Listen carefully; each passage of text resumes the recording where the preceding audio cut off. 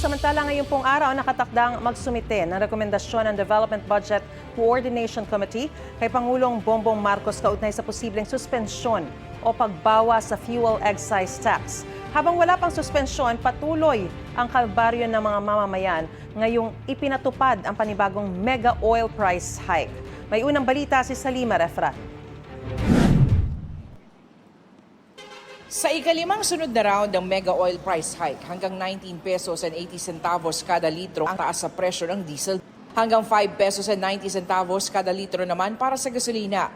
Ang kerosene hanggang 9 pesos and 10 centavos kada litro ang itataas. Ang presyo ng pinakamahal na diesel sa NCR papalo na sa mahigit 170 pesos per liter.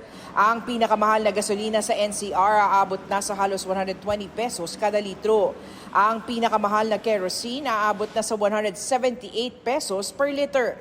Kaya maraming tsupera nangangamba sa patuloy na paglobo ng mga presyo ng petrolyo. Ngayon na ang mahirap eh. Ano na yung hanap buhay namin, di na kami makapag-boundary rin yan. Ito, pang diesel lang to talaga isang ikot. So ang mangyayari sa amin bilang isang jeepney driver, kung babiyahe kami or hindi, ganun na lang ang mangyayari. Nagbabalak naman ang isang samahan ng mga transport driver at operator sa bansa na magpatupad ng malawakang transport holiday. Yung holiday po, dahil wala na pong kinikita, titigil na po, wala nang bibiyahe dahil nga wala na pong ang kinikita. Maaari raw umabot sa milyong-milyong pampublikong sasakyan sa buong bansa ang lumahok dito. Kabilang dyan ang mga jeep, bus, UV Express, tricycle, truck at motorcycle taxi. Kaya kami ngayon maghahanap ng trabaho kahit kalpintero, magtulak ng kariton, magtinda ng gulay, isda, papasukin na namin. Dahil hirap na po lahat ng public transport sa buong Pilipinas.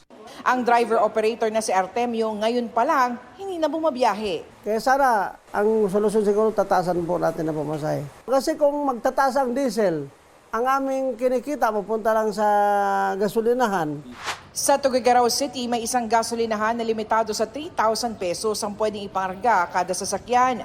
Ayon sa namamahala rito, ito'y para maiwasan ang pag-hoard ng mga petrolyo. Ayon sa Malacanang, nakipagpulong na si Pangulong Bongbong Marcos sa Development Budget Coordination Committee. Kasama na po rito ang measures on fuel excise taxes nito pong nakaraang Holy Week. At nag-formulate na po sila ng kanilang rekomendasyon. Nakatakda ulit makipagpulong ang DBCC kasama ang Pangulo para isumite ang kanilang mga rekomendasyon. Sa ilalim ng RA 12316, may kapangyarihan ng Pangulo na pansamantalang bawasan o tanggalin ang excise tax. Pero posibleng sa susunod na linggo pa ito maipatupad dahil 15 araw ang kailangang lumipas bago ito maging ganap na batas. Ano pa bang hinihintay ng Malacanang? Ang hinihintay lang naman natin is a temporary relief. Ang nais lang ng taong bayan, simple.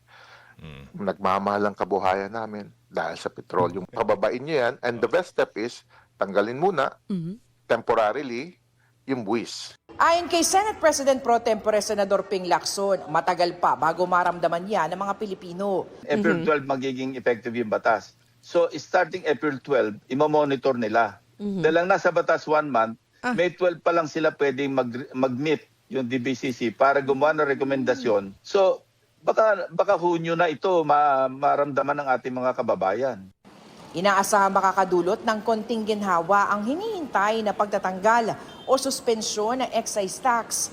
6 na piso maaring mawala sa diesel at 10 piso naman sa gasolina.